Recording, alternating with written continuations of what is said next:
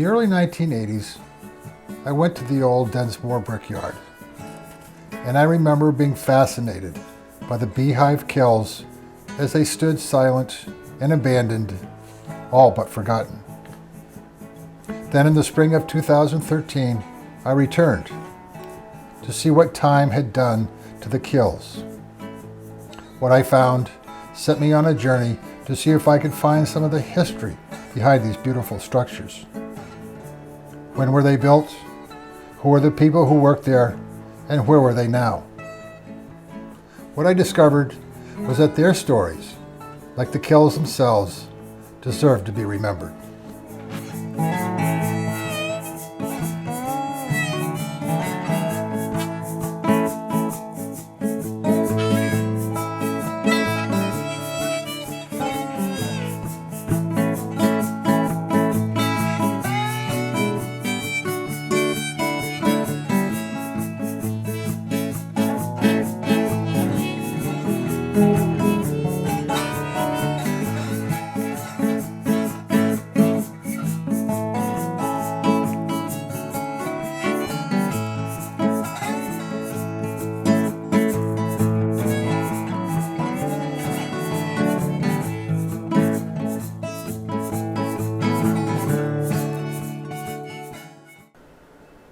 During the 19th century, areas of New Hampshire emerged as brick-making centers. Brickyards were common throughout New England, with most communities having their own. For the Upper Valley, it was the Densmore Brick Company. Well, I mean, you travel around New England, you see clusters of brick houses, 4, 5, 6, maybe a dozen of them, and then nothing for miles and miles. And that's where some itinerant brickmaker, mason, found a seam of clay, set up shop, built X number of houses, and kept going till he ran out of clay or ran out of prospective homeowners, and packed up and moved on to the next spot. And who knows whether that's where the brick company here started. It started, as I understand it, around 1800. Came into our family around the Civil Wars. Again, this is family lore, I wasn't there. And there's the pond that's across from Lebanon High School now. That was the original clay pit for the plant. From the late 1700s, there was apparently a small brick-making business here. The earliest owner seems to be a Mr. Goff. In 1804, Elijah Abbott from Enfield bought the brickyard in the old house.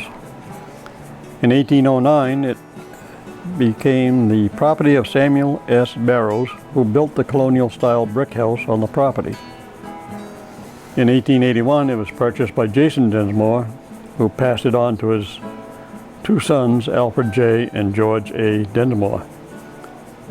Alfred passed it on to his two sons, Robert and Alfred Jr. Between the 17 and 1800s, there would be hundreds of small brickyards throughout New England. By the 1900s, most were gone and brickmaking was consolidated into more regional brickyards. With its large deposit of clay and a commitment to quality, the Densmore Brick Company continued operations into the 1970s. The Scovekill is where the brick themselves form the kiln. So there isn't an ongoing structure. I mean, you build the kiln, fire it, tear it down, and then when you get ready to do another batch, you rebuild the Scovekill. But the beehive kilns, I mean, if you've looked inside them, I mean, they're just a work of art. During World War II, the brickyard stopped production for 2 years. After the war, with a large deposit of clay and a demand for high-quality brick, the Densmores made the investment to build 5 beehive kilns to increase production and quality. In 1946, the beehives replaced the Scovekill process at the brickyard.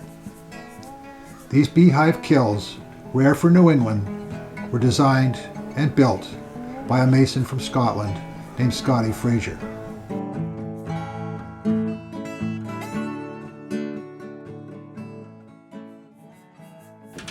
Scott Fraser was the one that built the kilns. He was the main man to see that it was done. Well, he did them in Scotland, and he was as Scottish as they make him because he spoke with a broken accent. But he had two sons that were masons as well. I just vaguely remember. I remember my father saying he worked on it. The Scotty built them, or I assumed he was a boss or something, because he was boss on quite a few brick buildings, I guess. I worked with a couple old timers that had worked with him and said he was pretty phenomenal. The construction of those is really something, if you could understand it. The design of a beehive allows the smoke and heat to improve the color and hardness of the brick. With fireboxes around the base of the kiln, the smoke would rise to the top, then pass downwards through the bricks to the floor and out air ducts under the bricks. We had two different machines. There was a water brick machine, which was down behind the old schoolhouse, just the other side of the brook that came out of the pond. And there was a sand brick machine that was way up back. And the difference being, a water brick has no sand on the outside, it has a smooth finish. A sand brick has a sand coat on the outside, and they don't look the same. Water brick is perfectly square, there's no markings on it. You wouldn't know where it was made or anything. The sand brick are the ones with the markings. That's a sand brick.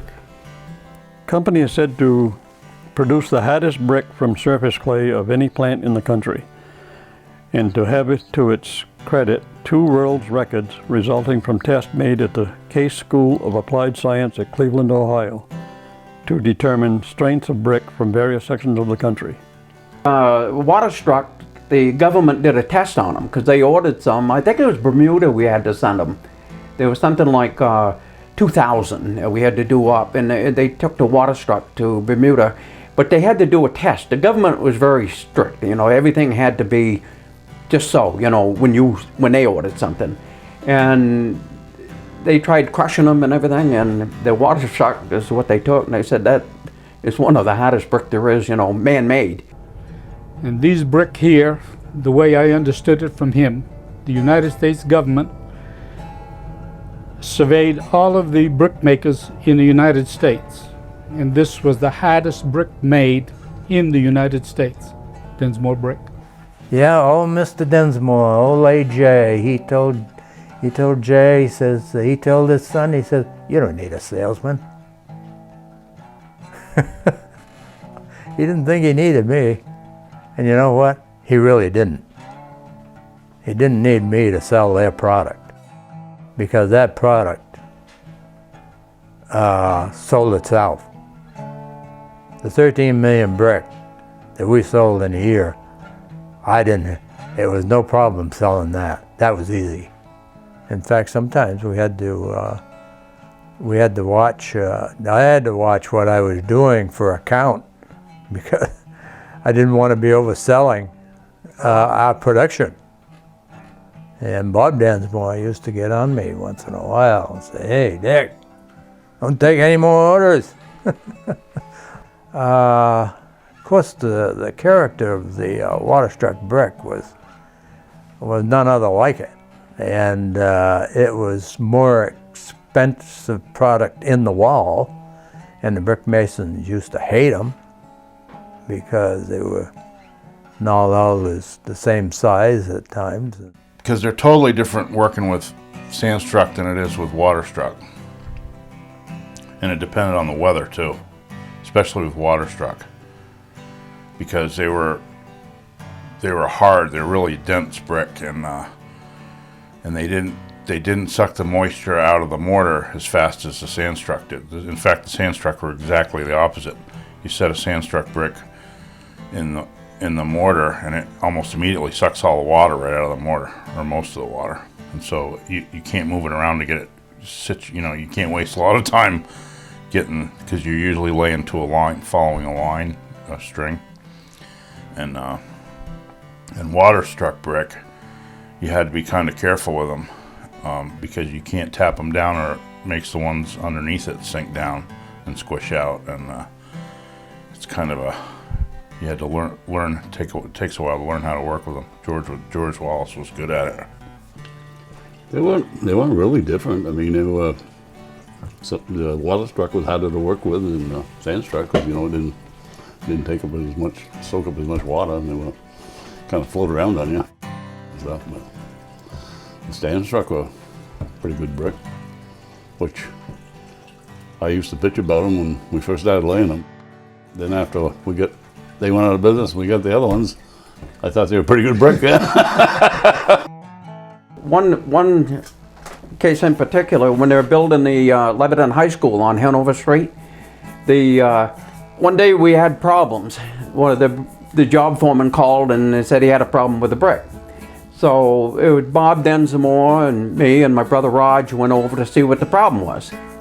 And when we happened to walk by one of the masons that was up on a staging laying the brick, the mason hollered down to Bob. He said, "Hey, Densmore," he said, "don't you know how to make a square brick?" Bob hollered back to him. He said, "Would you know how to lay it if I did?"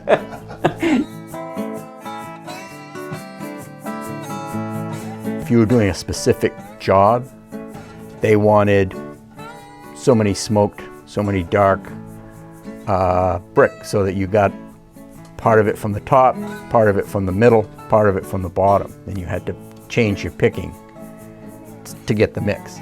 Because you wanted your pallet, which was 500 bricks, which was a ton, to be a mix, so that they could lay out, and every 10th brick or every 20th brick, depending on the call, was a dark smoked as opposed to a light smoked as opposed to the regular brick. Which gave the buildings their character. Exactly. When you look at a brick wall, it's not all one set of colors. And they did that on purpose, actually. The fun one was when we were doing white brick. White brick is sand brick, sand struck, but you use white powder. And the bricks come out white. In Woodstock, the Woodstock Inn is a white brick. We made those.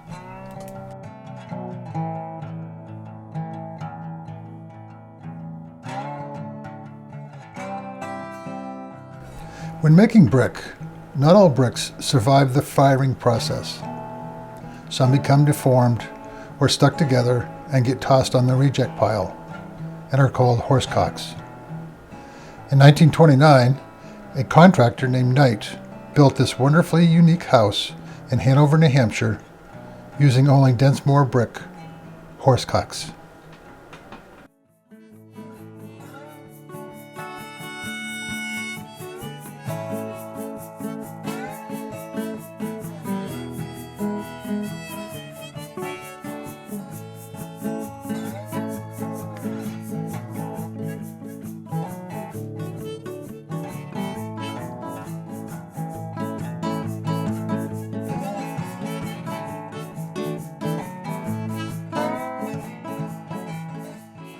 From the Soldier Memorial Building in Lebanon, New Hampshire in 1866 to the Baker Library at Dartmouth College in 1926 until it closed in 1974, Densmore brick was used in both public and private buildings throughout the Upper Valley.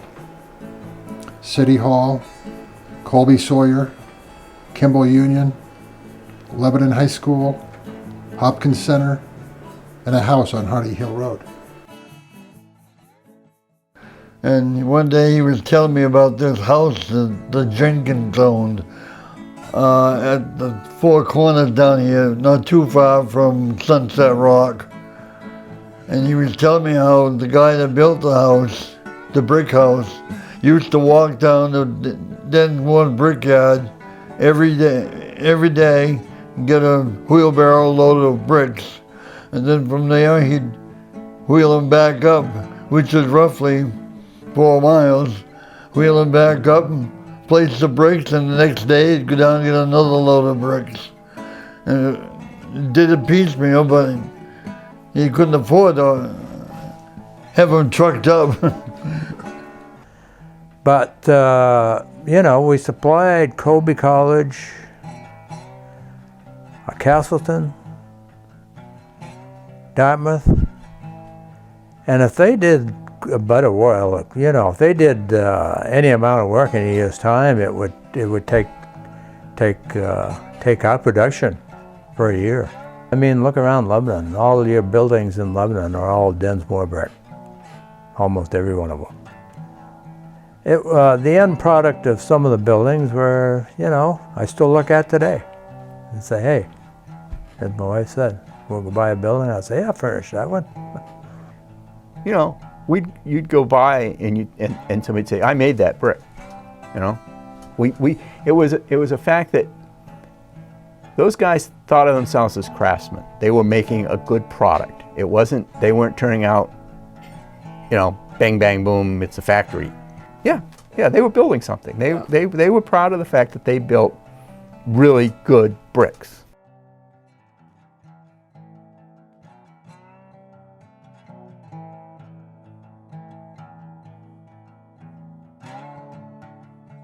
Making brick hasn't changed much since the early 1800s.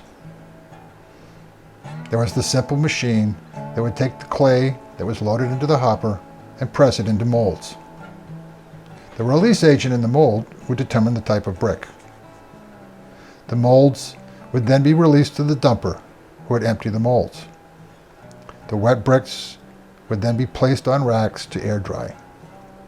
Once the bricks were dry, wheelers would deliver their bricks to the kilns, where setters would stack the brick inside the kiln to be fired. After firing for days, the kilns would be emptied and the bricks stacked in the brickyard, where pickers would choose them for delivery. That pond that's kind of behind that, they used to say that that's where the first clay come from, was out of that pond. That's how the pond got there. They dug that pond to make water-struck brick. Does that pond have a name? I think it was named rather tritely Clay Pond. I mean, it never really did have a name, no. But they pulled clay from there, and then later years, from out between Split Ball Bearing and the Mascoma River, and then I think the last place was sort of out in between where Renahan Meadows condos and the Mascoma River. There's a lot of clay in the area. Well, they used to empty that pond every year. It used to take about 2-3 weeks. Well, you won't believe it, but as big as your wrist right here, there was springs. That's what filled it. That's what filled the pond, the springs. Because when we would empty it and we would wheel brick, we would go to one of those springs that were there and we'd take our water, and that's what we'd drink all day while we were working, because it was the purest water there is on earth. Well, the truck driver that felt that I needed a nickname, so he named me Skipper. He was, yeah, I just had to have a nickname, that's all there was to it. Smith wouldn't do it, Smitty wouldn't do it. But anyhow, he got buried in the clay up there, and I mean complete, in boots, once again, and I believe it was Buck Lambert. They dug like a son of a gun and got him out, and he was bleeding from the ears and everywhere else, and they get him to the hospital, and he did get a broken hip out of it and everything. He had one short leg the rest of his life, but he still drove the truck and everything. He was around it.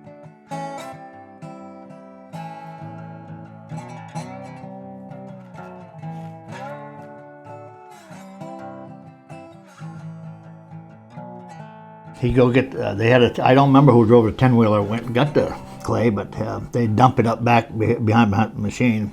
He had a payloader, and they bring the clay in that bucket on that payloader, and they put it over a hog over the top of the machine. And there's two guys with hoes, they call it hoeing in, and they pull that clay out to feed down into the hopper, down into the machine to where it makes it all up to make the brick. And it's like pulling taffy. That clay is like, you know, pull on and it stretches like taffy. It's hard. That was a hard job, believe it or not, just trying to pull that clay out of that bucket. Hoeing in, they called it. So, two guys did that.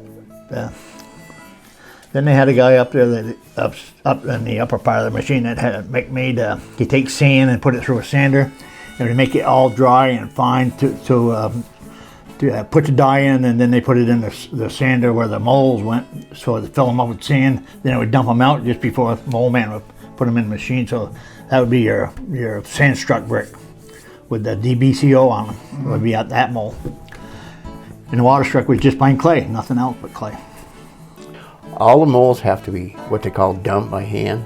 They come out of the machine, and a person has to physically pick the mold up off the green brick and throw it to one side where it can be recycled and go back through the machine. And if you don't think that's hard work, try it. It went in as a laborer doing the dumping and racking, what they called it, and I did that. And you were busy. You were busy. Yeah, that here was really hard work. Yeah, it was hard work. Each one of those molds weighed probably 42 pounds, the empty mold. And each one of those wet brick in there, if there was 7 brick, like on sand brick, squashed in there, those weighed 7 pounds apiece. So you're picking up that mold plus those 7 brick and turning around and flopping it on that, then lifting the mold up, turning around, throwing it in a sander, then grab another one. So, you do that for a half an hour, solid. There's no stopping. It was just like the story there, chasing the tiger's tail, That's what they call it. And you just keep going round, round, round, round. They were dried on those racks before they went in the kiln. See, when those brick came out of the mold, if you just put your fingers on them like that, you'd sink right into them. It was just wet clay. But they were hard enough to... No, you couldn't touch them. You couldn't touch the brick. If you didn't touch them, they would hold their form. If you didn't touch them, they held their form, and the guys would pile them on the racks until they air dried. And when they air dried, then you can pick them right up. Yeah. And that's how they're green then. A lot harder to dump when you're at the machine when you dump the water brick. You had to take your mold and slide a pellet, slide the bottom of the mold off with your thumbs and hold it on an angle and take your little fingers and pick the mold up straight so they wouldn't deform the brick. And it's all wet clay. Around December, they stopped making brick when it got too cold. I can remember every morning for 2 weeks in a row, it was below 0. Every morning, not just 1 or 2 days, every morning for 2 weeks, and we still made brick. Like I told you, ice was freezing on my fingers. You have to keep hitting your fingers and knock the ice off. I don't know how I did it. I don't know how I did it without getting frostbite, because you couldn't dump water brick with gloves on. It was too clumsy. So you had to go barehanded, and the ice would freeze. I ain't kidding you, it would freeze around your fingers. And you keep hitting them and knock the ice off. Why we didn't get frostbite, I don't know. But we didn't.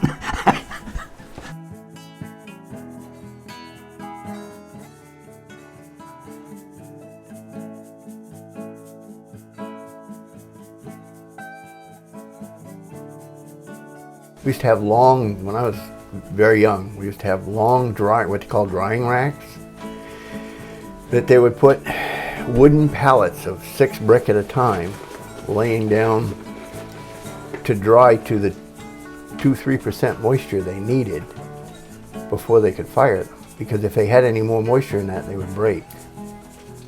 That's why they had to be dried to that percentage. If there was too much water in them, they would just crumble when they were being fired. You'd make them, they'd put them in the racks, and after so many weeks when they had dried, they'd edge them on edge to finish drying them, and then they'd wheel them into the kilns. And I worked there for a couple of years before I got to wheeling the brick, because I figured that's where the money was and that's where I wanted to be. And we'd wheel 21,000 brick a day. These brick, the wheelbarrow weighed 185 pounds and was had rubber tired, and the brick that you put on was 100 brick, and they weighed at least 5 pounds apiece. And I only weighed 135 to 145 pounds, but I was wheeling with people that weighed better than 200, and they could never get over, they could never catch me. Each one of us loaded their own. And then wheeled it. You put on 100, and then you'd wheel it in, and then you go right straight back out because there was a clock that was there, so about this high, and you every time you come in with 100 brick, you stop, punch the clock, because they had to keep track of us. They didn't want us to cheat. And you'd unload, and then you'd come right back out and keep right on going. But one time I was late. I always used to finish first because I got there first. And I'd be sitting down while the other two guys are wheeling their last 100. So that day I asked Mr. Moffat, I says, if I wheel 110 brick at a time instead of 100, would you do that for me? He says, you want to finish first, Coogan? And I says, yep. He says, okay, bring him in. So for 10 loads, I wheeled 110, which was harder to do. And they never picked it up because nobody was watching. So when Red Morris Laundry came in, he says, he says, now, he said, I'm going to finish first today. I said, no, you're not. When he came in, I was sitting on a wheelbarrow. Mr. Moffat said he's wheeled 110 brick at a time. And he says, we've never had anybody do that before, which was crazy. Three-wheelers, and there was one setter that they would take them from the racks and run them down on wheelbarrows and toss them to a guy in the kiln. He would set all the brick. The setters they were fast. They were faster setting than the people were picking. Mm-hmm. That's why they were the setters.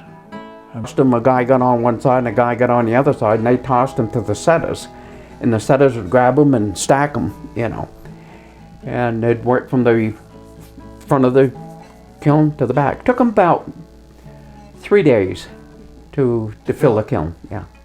And we'd throw him 4 brick at a time, and he would set them to make sure that they had space in between them. So when they'd bake all the way around, and we'd put in anywhere from 90 to 100,000 brick to the kiln. Well, I think the art of the guys that set the brick in the kilns were the guys that had, it was all done piecework. And you got this from Coogan. I mean, Coogan was there for 100 years. The people that did that, well, Harvey was part of that. And August Moffat and Coogan Boutin and Arthur Boutin, Art Boutin. And those guys used to be the brick setters. And it was an art. They did it in piecework, and it was an art. Yeah, definitely an art, because weren't everybody could set brick and weren't everybody could toss brick. I mean, say nothing about toss them up 8-10 feet high there when they were up towards the top of the kiln, filling the top part of it. And them guys, you take them out of them cars there, right off them pallets. It was in the car there. I think it was 7 to brick to the mold. And they whip them bricks right out there, whip them right up there to them, I suppose occasionally they missed a one.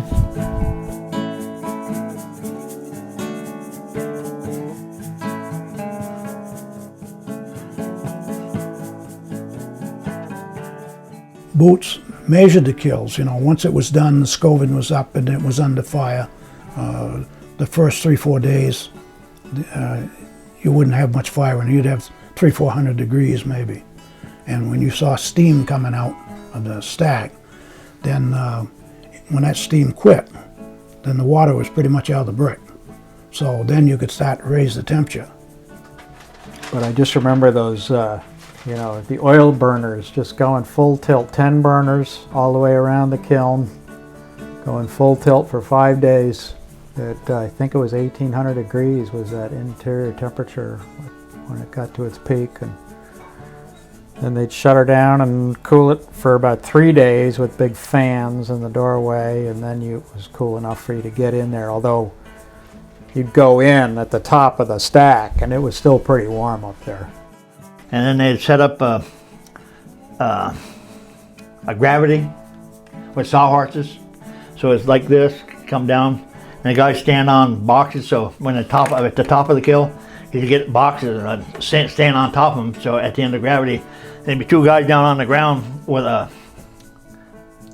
2 or 3 guys down on the ground when the truck would come in. Then they go in the kiln and start. Like I said, they take a brick out like two at 4 at a time, put them on the gravity, and they go down to the guy on the end of the gravity, and he throw them. I love that expression, though. Yeah. You put it on the gravity. Yeah. Basically, it was a plank. It slid down. You know, And then they would stack them, or would they put them right onto to be shipped? They would, come in with the forklift, pick up the pallet, and then they just go stack them out in the yard somewhere, maybe 2 or 3 pallets high. The trick you learned, though, was listening to the brick. How so? Well, when you're picking, you clank them together. And if they sound hollow or bad, you toss that brick out. I remember the first day I worked there. I went home and dreamt picking brick all night long. And I went to work the next day. I said, you ought to pay me double time. And they said, what for? And I said, I've already picked 2 days worth of brick just from yesterday and what I dreamt about all night long. I get a kick out of that. But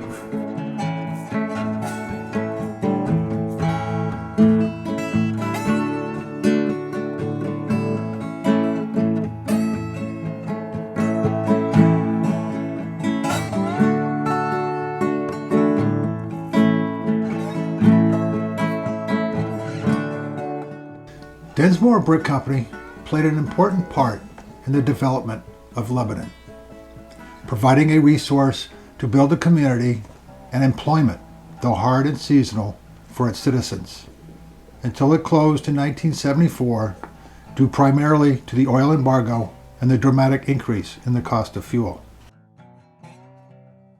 To make the brick, you needed 3 things: clay, heat, and labor. Lots of labor. Again, it was, a different age labor-wise. Yeah. I mean, a lot of the people that were needed were simply to move 4 brick from here to there. And, the foremen, the ones with the technical skills for the machinery, that sort of thing, they'd be on year-round, and I don't know this for a fact, but I'm assuming that just the regular laborers, it was basically a seasonal job. But the labor, talked earlier, the good part of the Polish population in Lebanon came to Lebanon through the brickyard. My grandfather, great-grandfather used to go down to Boston and hire people coming in. And that red house, which is still near the entrance to the brickyard property, that was a boarding house where they could live and work in the brickyard. because he used to go to Boston, and there would be Polish people that were coming in, and he would hire them right there. Then some of them rented and stayed on Hanover Street, where there was a little store. What was the name of that store? You remember, Little Leader? Gay's store. And they had an apartment upstairs, and 6 or 8 of them used to rent and live up there.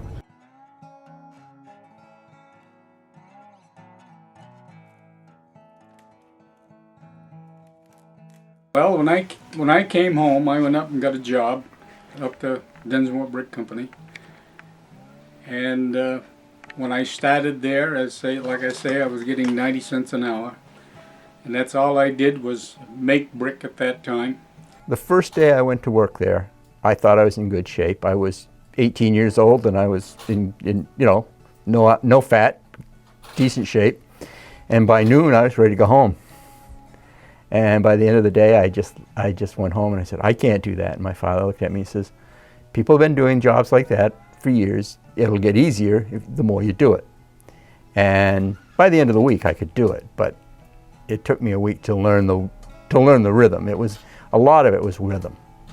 I can remember watching them pick up the wheelbarrow that was full of brick that they were going to put in the kiln. And I couldn't get over. That was you could tell it was really straining them when they picked, and they did that day after day after day. Yep, to fill those. Workers, yeah, it was a hard work. But in the summertime it was even worse with those kilns going. It was pretty hot. But otherwise, The only thing I remember, I was going to say, I was fortunate that I'd done 3 generations of the Densmore family. And so then a lot of those workers came in and, you know, after work, and they were saying how, you know, it was hard work, which it was. What do you think Densmore Brick meant to the community? Work. They took their pride in that work because they were good brick. Yeah. You know, they owned brick. The other thing you got to remember is when you left the yard, you were red. You were covered in brick dust. You blew your nose, you blew brick dust. You coughed up, spit, it was red brick dust. You, just like a coal miner, you see pictures of coal miners, that's what those guys look like when we were done picking brick.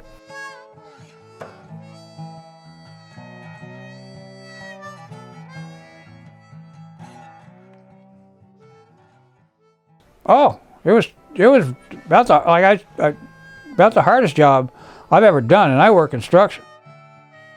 It was about the hardest work I've ever done, and and some people, you know, they just didn't stay. I mean, they might work a week, they might only work a day. There were certain guys, you know, who just didn't last very long. You know, they just weren't willing to work very hard, and they just weren't cut out for that kind of work, and they'd last a week or two, and then they'd just get fired. You know, it's pretty obvious that they weren't going to last very long. They were down the road. I mean, your arms got really big and strong because when you pick brick, you'd have to pick a hand. They call them a hand of brick. And when the setters put them in the kiln, they set them apart so they could cook evenly. You had to take 4 of them and you had to slam them together and move them to put them in the jig. Now, if you were too far away from the jig, or if you were up, you know, you'd climb up and take them off the top because they were about 8-10 feet high. You would toss them, and you'd have to catch those 4 brick. You'd have to time it just right to catch them, make sure they didn't, you know, come out and catch you. You know, sometimes So it was a real timing thing between the 2 people. Yeah. The guy tossing it. Oh yeah, there were people, if you didn't like them, the bricks weren't quite together. Hand of brick is 4 brick. And you got to be able to catch it. And you want the guy that's tossing it to you to toss it right. Because if he doesn't, you're going to catch it and you're going to have a scar right there, if you're lucky. You know, as we talked about before, that a hand of brick, you know, was hanging in the air every time you turned around and looked at it. And, you know, if you were the one on the gravity, you had to put it on the gravity to run it out the door. So once in a while, you know, you might be a little late and you had to put a hand up and just push the bricks out of the way if you didn't want to eat it. As an old brickmaker once said, you need to toss the bricks so they hang in the air and float in your hands. You spend 8 hours a day handling brick 4 at a time, and it doesn't sound like a lot because the brick only weighs 4 pounds. That's 16 pounds, but if you handle 10,000 of them in a day, well, the wheeling crew would handle 10,000 in the morning, 2 at a time, because when you wheel brick, you only handle 2 at a time.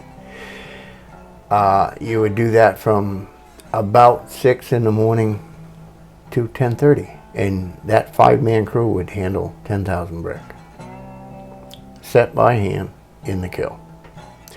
Then when they got done with their wheeling job, usually they fired up to make the brick machines, and you went there and worked for the rest of the day. Or if you weren't doing any of that, or you were one of the other people in the brickyard, I mean, we employed 48 to 60 people all the time.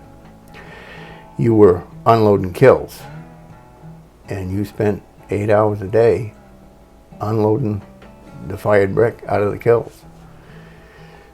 If it was sand brick, it wasn't too bad. If it was water brick, they'd stick together. You'd have to break some of them apart, and it was hard work.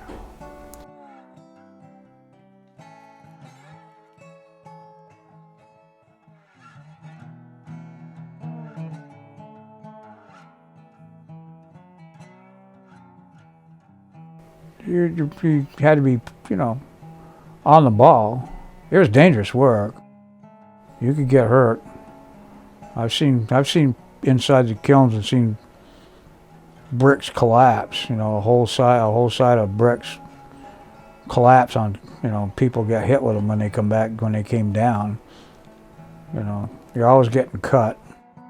The brick ends, because when they slapped that over and laid them out there, sometimes the brick would, especially if they were wet brick, they'd have it would stick to the top of the form, and it would, like, when it hardened, you'd have like little like little wings on the side, and they were razor sharp. And when you pick them up or somebody tossed them to you, you'd get sliced. It'd cut right through your gloves, and, you know, it's just like a scalpel. It'd cut you good. Wow. So a lot of people get stitches. I never had to have stitches, but I got cut pretty good a lot of times, but never deep enough to have stitches. But, you know, you just tape it up and keep going. Yeah, and you'd go through 3 or 4 pairs of gloves. They'd give you the gloves, but they took them out, take it out of your pay. As I told you, I watched the guy there go around and trip and get his thumb caught in the cable and follow it all the way around until he was afraid he was going to have his arm in it, so he yanked the end of his thumb off at the first joint. But the guys looked for it, couldn't find it, and I see him from up top of the machine, so they went back to work, and I went down and I happened to see it, and there was no color in it, so that's why they didn't find it. But this guy was long gone, so I put it in a Lucky Strike package and put it in a kill. But the guy said when he got up to Hitchcock that he was in the emergency room, and the doctor up there says, "Were you wearing gloves at the time?" And he says, "Hell no, if I had lost 45 cents. So, so he worried about his gloves more than his thumb. I just saw a picture of a horse and a small wagon in Boots and one of the other guys that worked there. Somebody took their picture, but so I didn't know what size they had.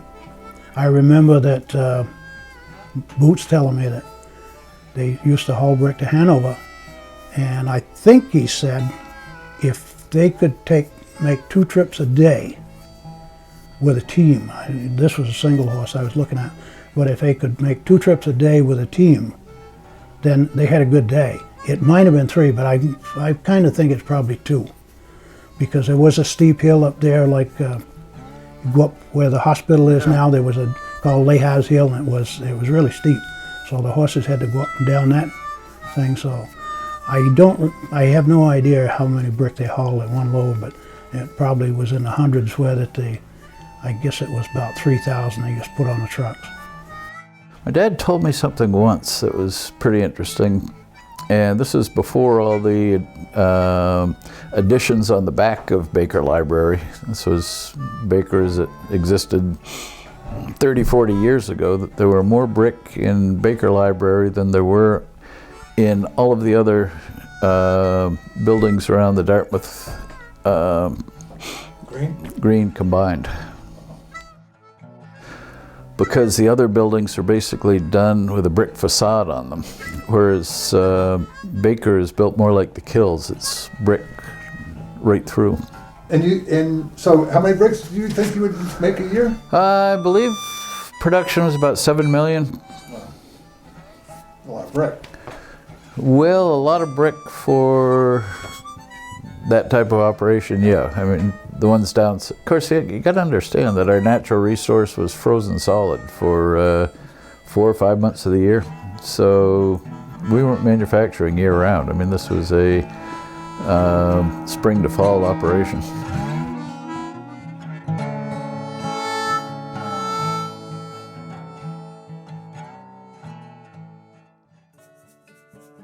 As long as I can remember, even very, very young, and I mean before 10, 6, 8 years old, we'd get up, and my brother and I, and go down and watch the men in the brickyard. I knew a lot, because when I was a little kid, I used to go up there and watch my brothers work. Because I was born in Lebanon here in 1926. And my parents moved here in the early 1900s from St. Johnsbury. And my brother went to work up there when he was 14 to 15 years old, and he went right in with Mr. Densmore, and he made to be the boss of the yard itself. And he did that for 50 to 55 years anyway. Do you remember? I mean, the boots keeps popping up. It's quite a character. Well, he's main character. Yes, that's my Uncle Boots. That's my mother's, one of my mother's brothers, and he's the one that managed Densmore Brick Company. And we lived in this side of the duplex, and they lived in that side of the duplex. Any idea how long he would have worked here? Oh, a long time. A long time. I can't ever remember him working anywhere else.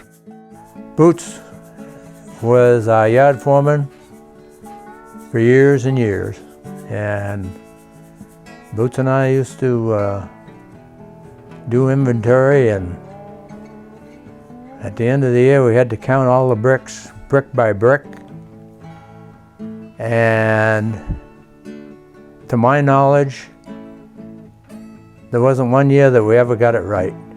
Yeah, it was fun taking inventory with him. He had his little nips here and there that he kept hidden around the course so we could keep warm while we were doing that. Yeah. Oh, Boots, he drank all the time. So you remember Boots? Oh yeah, yeah. Yeah, he was top foreman in the yard is what he was. And he lived right there in the house on the property. Yeah. So he'd go over to the cellar, you think he probably had gone to the restroom or something, but he was over getting a drink. Yeah. Oh, he was a character. He always had a comment for everybody. He's a little short Frenchman that just, everybody liked him. He was a great foreman. But I'll tell you, he knew the business. Yeah. And he knew all the workers that worked there for years. The workers, the people that worked there, you've interviewed some of them. I mean, these guys were dedicated to that brickyard. It was amazing that they just, would come back. Because in the wintertime, they probably looked forward to get laying off and collecting unemployment, and they didn't live very high off the hog, and in the springtime they'd be there waiting to come back. So it was a good crew. All the guys in the brickyard got along pretty well. They played rough, they played hard. When they played, you might get thrown in the brook. Two guys might grab you and the third one punch you in the arm. They played hard, but you got to also remember, most of the people that worked in that brickyard at that time never went any higher than the 6th grade in school. They were all hard-working people. I can tell you some different stories. Some of them guys were kind of crazy guys, always playing jokes.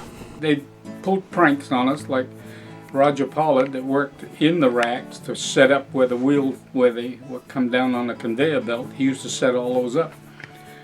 And he put grease on the handles of our wheelbarrow. Now you can't grab a hole and do too good of a hand with a wheelbarrow. So I told Morris Laundry, I says, we're going to take a couple of trace chains and we're going to chain him to the racks. He says, how are we going to do that? I said, get yourself a trace chain. I'll hold him, and he wasn't too big anyway. So I held him there and we trace chained him to both sides of the rack like this, and he's hollering to high heavens. But there's so much noise.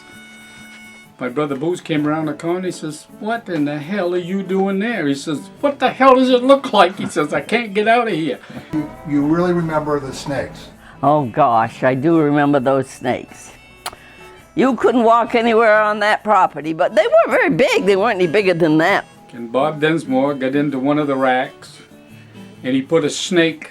They used to crawl up in where the brick are, but he put one in there.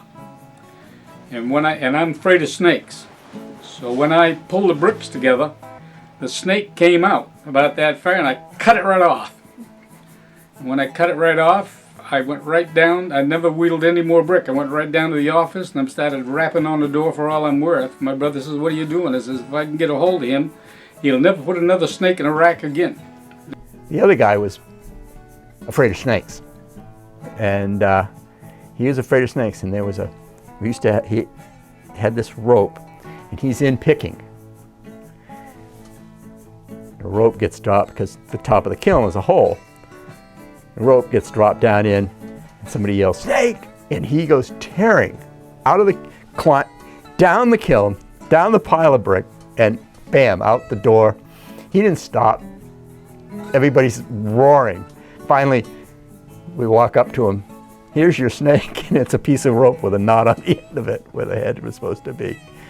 The pallet boy, you know, he was fair game. The guys wanted to be funny, and they tried to see if they couldn't take the mold off the machine, put it on this little. It was like a little table that banged down when you weren't using it. Had springs on it, but they would try to catch his fingers in there before he could get it up, which is not funny. But pallet boys learn awful quick. They don't have their thumbs over the edge of the pallet, but once or twice is not good.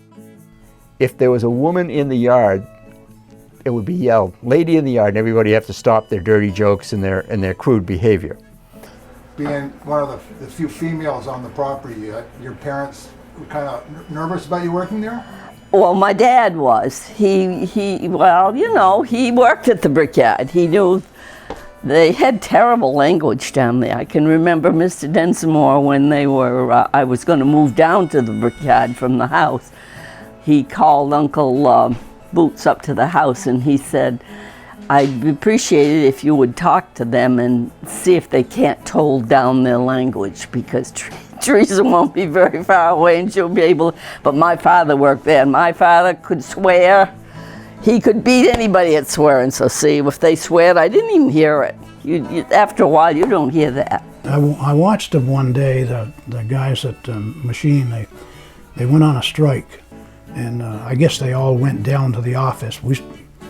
The guys that... They're looking for higher wages. Yeah. So the winter crew, you know, we didn't bother to go down.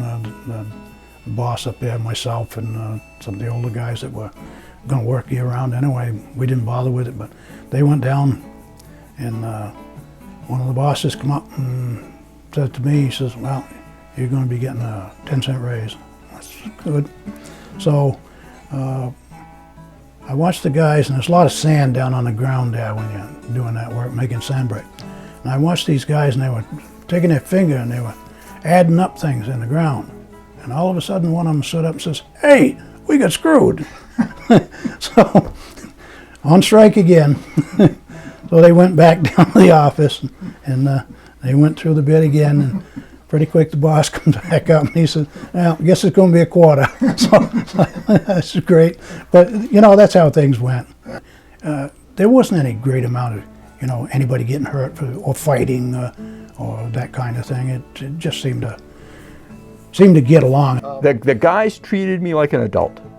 You were expected to work like a man, you were treated like a man. There was no, "You're the kid," because, I mean, I worked with guys whose sons and daughters were in high school with me.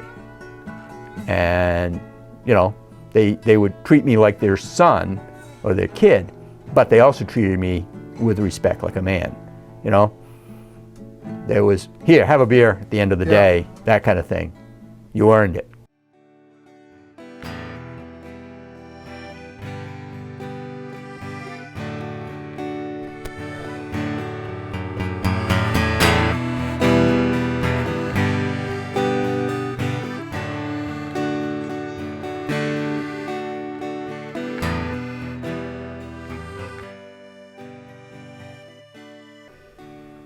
It was a good life.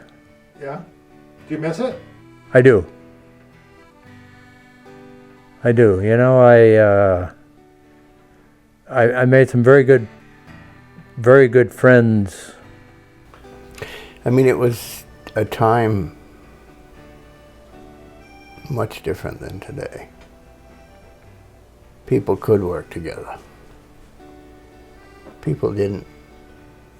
They knew they had to get along. They knew they had to work together. There was no place to run and hide. And I've seen guys come in there, get hired on Monday morning. We had a break at 9 o'clock. They'd be headed out the door. I mean, literally going right out of the yard, done, because they just couldn't handle the work. And I mean, that's not a story. Anybody that's worked there has seen that. But then you get the ones that would stay, and Roger worked until it was closed. Bobby worked until it was closed.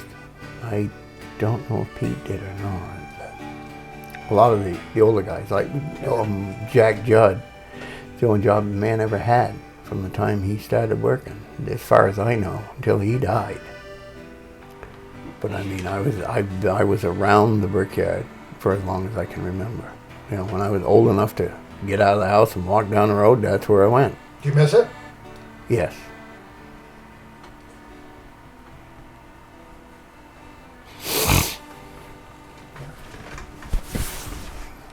You do miss it, don't you? Yeah.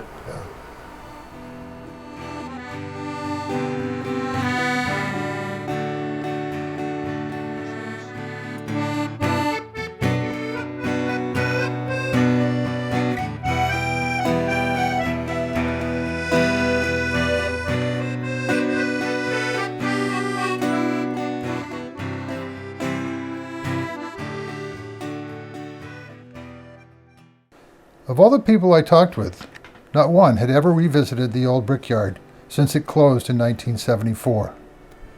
We thought it would be fun to spend some time visiting the kilns and remembering old times.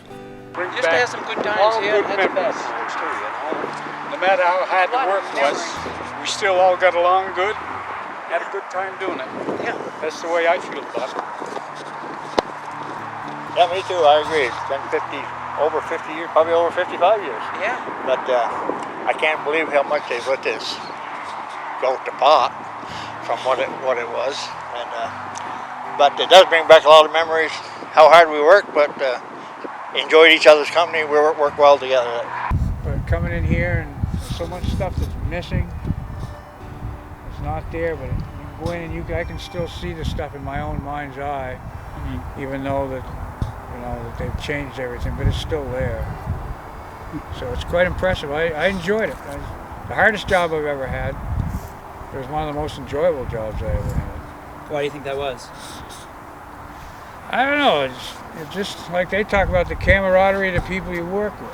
You know, there was a core set. The people would come and go, and if they couldn't hack it, they were gone. And the people that stayed, it was like a band of brothers, more or less. You shared the same experience. We also put a lot of miles on here. A good many miles. Hiding from the boss. You're damn right. It wasn't easy hiding from your brother. And it is good to meet these guys again, even though most of them lie about what they did. Well, at any rate. Oh, exaggerate. I'm sorry. Yeah, but this does, it brings back a lot of memories, and it's quite a unique place.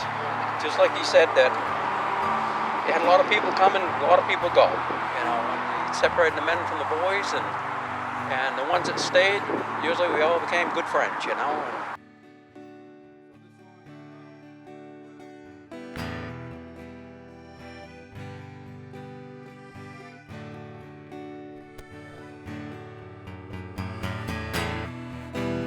The brickyard is now closed. The kilns are falling down. The men who worked there have either passed away or are getting older. A way of life has disappeared. But their legacy lives on. Everywhere you go in the Upper Valley, you can see the results of their labor.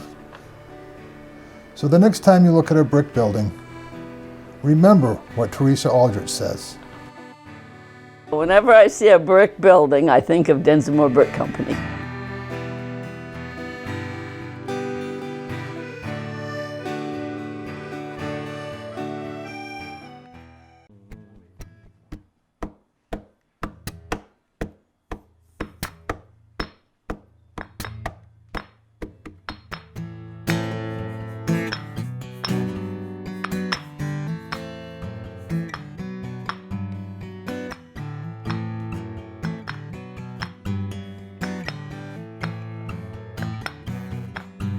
Well, the molds need dumping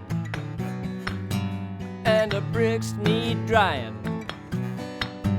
So let's start wheeling, get those kilns a firing. Hey, Mr. Densmore, push that brickyard. Hey, Mr. Densmore, for all it's worth, hand a brick. It's a hand a brick. The clay's so thick, it needs a good hoeing.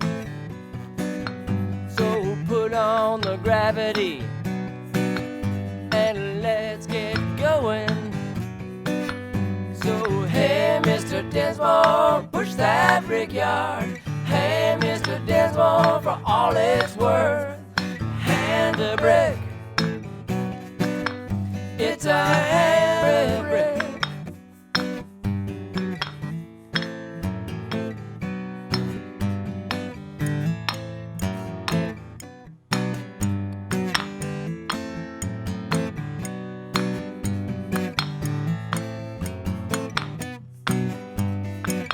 Start the day hacking, the setters have been stacking.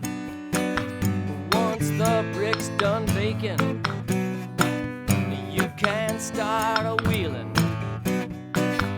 So hey, Mr. Densmore, push that brickyard.